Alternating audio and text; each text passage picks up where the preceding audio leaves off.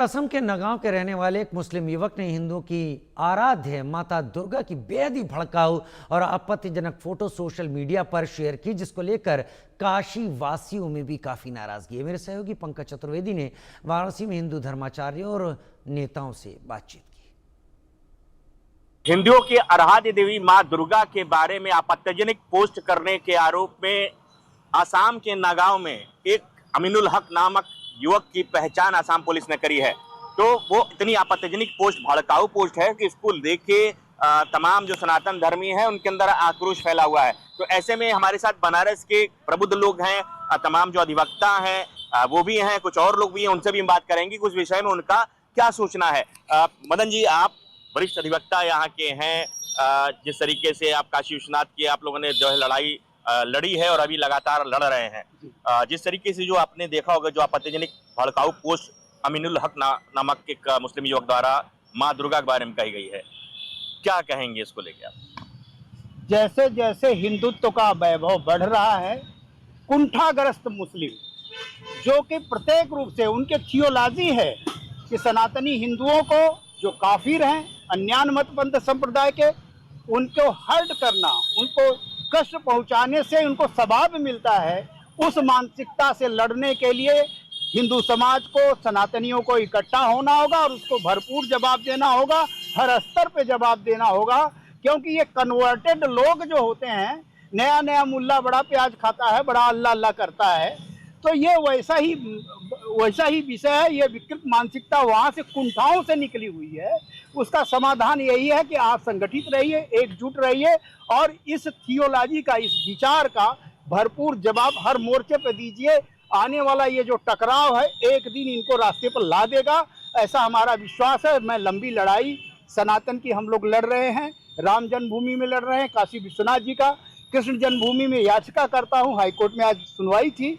ऐसे मामलों को देखते हुए जो टकराव और जो आपस में द्वंद्व होता है, मैं इनका मुस्लिम पक्ष का वो मैं देखता हूं और हमें अनुमान है कि आने वाले समय में औकात में आएंगे, अपने पूर्वजों के मत पंथ संप्रदाय में पुनः विश्वास इनका होगा।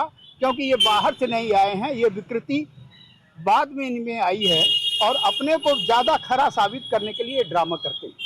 बिल्कुल, देखिए आप भी वरिष्ठ अधिवक्ता हैं और मैं काफ़ी दिनों से मैं आपको भी देख रहा हूँ, आप अवगति होंगे जैसा मैंने बताया, क्या कहेंगे इस मसले पे और ऐसे लोग के खिलाफ किस तरीके की कार्रवाई होनी चाहिए? देखिए, इसमें दो पक्ष है। एक तो मैं व्यक्तिगत रूप से भी कह सकता हूँ, एक कानून के विद्यार्थी के रूप में भी कह सकता हूँ। यहाँ कोई भी व्यक्ति, चाहे किसी पद पे हो, डॉक्टर हो, वकील हो, जज हो, अपना उसकी व्यक्तिगत आस्था होती है। ये आपको जान के आश्चर्य होगा, सिर्फ अभी आज़ादी के बाद नहीं बल्कि आज़ादी के पहले से जो यहाँ पे लागू कानून है फौजदारी का, उसमें ये बहुत गंभीर ऐसे मामला, बहुत गंभीर अपराध होते हैं। और जो अभी वर्तमान की भारतीय न्याय संहिता है उसमें भी काफ़ी ये है, तो उसके तहत ये काफ़ी गंभीर दंड का प्रावधान तो है। लेकिन ऐसे लोगों का दुस्साहस कैसे बढ़ जा रहा है, निश्चित रूप से ऐसे दंड के बावजूद उन लोगों को दंड प्रभावी रूप से नहीं मिल पा रहा है, जिससे उन लोगों की ऐसी हिम्मत बढ़ रही है। और मेरा कहना है सिर्फ ये तो सरकार के साथ साथ प्लस उसके आसपास के लोगों का भी, वो ऐसे आदमी जहाँ बैठते हैं वो कहीं ना कहीं उनको प्रोत्साहन चाहे अनचाहे दे रहे हैं। तो अगर ऐसे लोगों का सामाजिक बाइकाट होना चाहिए और कानूनी प्रभावी कार्रवाई होना चाहिए कि आप किसी भी मजहब का आप ऐसा अपमान नहीं कर सकते हैं। आप अभी देखिए, हमारे यहाँ का कोई भी हिंदू संप्रदाय का हो, यदि वो ऐसा साहस भी करता है तो किसी मुसलमान समाज को आने की जरूरत नहीं होती। हमारे ही बीच के लोग उसको टोकते हैं कि आप ऐसा क्यों कर रहे हैं।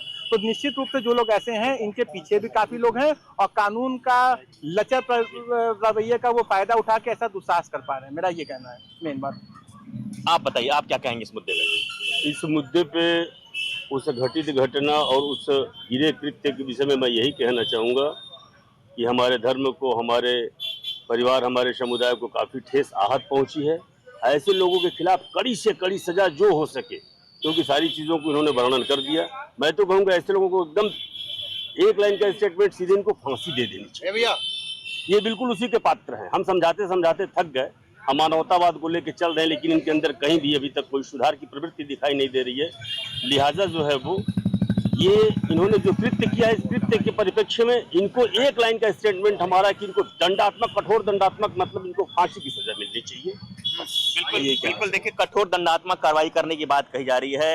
एक सज्जन और इनसे हम बात करेंगे। आप क्या सोचते हैं भैया? बताइए, आप पत्रकार भी हैं, वरिष्ठ पत्रकार हैं, तो आप किस दृष्टिकोण से इसको देखते हैं? यह बहुत ही गलत है सर। हिंदू समाज के लिए, सनातनियों के लिए बहुत ही गलत है, बहुत निंदनीय है।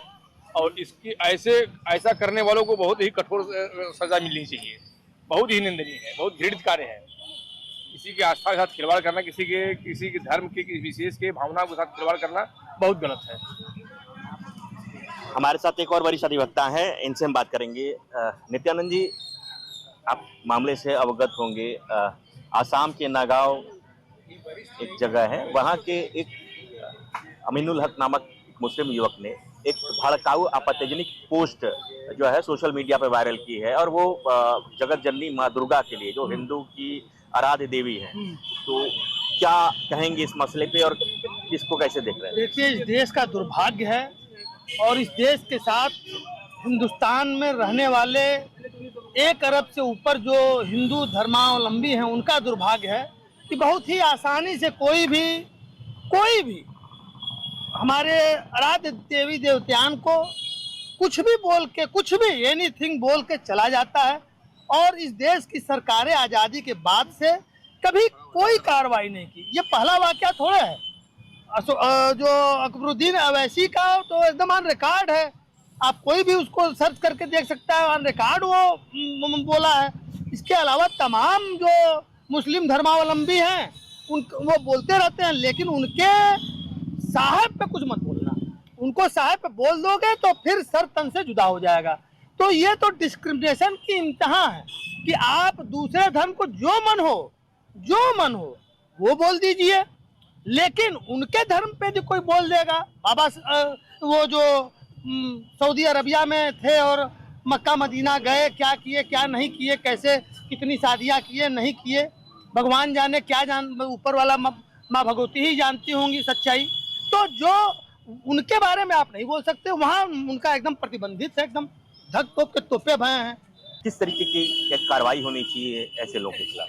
देखिए, उस व्यक्ति के ऊपर कड़ी से कड़ी कार्रवाई होनी चाहिए। और असम में तो भारतीय जनता पार्टी की सरकार भी है, और भाजपा की सरकार जहां भी होती है तो वहां इस तरह का तो काम होता ही है, क्योंकि वहां धार्मिक विवाद तो होना स्वाभाविक है। लेकिन इस तरह का कृत्य प्रत्येक समाज में, या हिंदू हो, मुस्लिम हो, जैन, ईसाई, बौद्ध, कोई भी धर्म हो, प्रत्येक समाज में कुछ अनैतिक लोग जरूर रहते हैं। और ऐसे अनैतिक लोगों को ही बाहर करना इस समाज का, एक सभ्य समाज का काम है। ये मुसलमान की बात नहीं है, ये उस आपत्तिजनक व्यक्ति की बात है, किसी धर्म विशेष के व्यक्ति की बात नहीं है। यह धार्मिक मुद्दा न बनाया जाए, बल्कि ऐसे बीमार मानसिकता के लोगों को समाज से बाहर रखने का प्रयास किया जाए, और उसको कड़ी से कड़ी सजा होना चाहिए। हम उस पर कड़ी कार्रवाई की मांग करते हैं।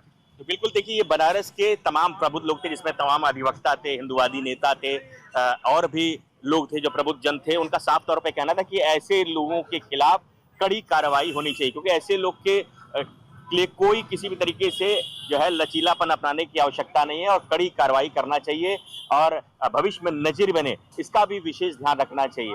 इंडिया न्यूज़ के लिए बनारस से पंकज चतुर्वेदी।